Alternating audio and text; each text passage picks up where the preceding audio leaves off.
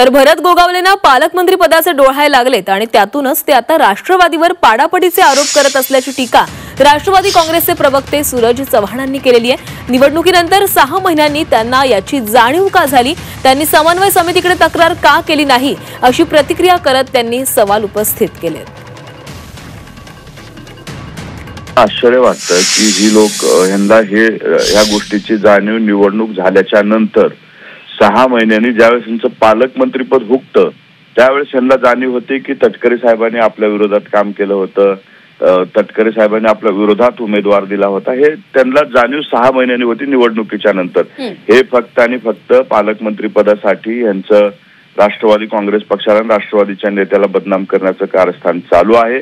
जर यांना वाटत होतं की तटकरे साहेब विरोधात काम करतायत, तटकरे साहेब विरोधात उमेदवार देत आहेत, तर त्यांनी त्यांच्या नेत्याकडे त्याच वेळी तक्रार करायला पाहिजे होती।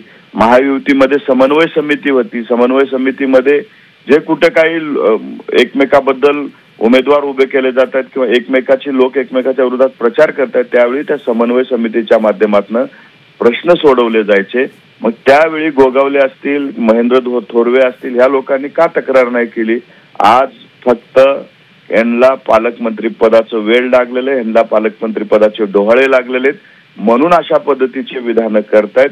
त्याच्यामध्ये कुठेही तथ्य नाही।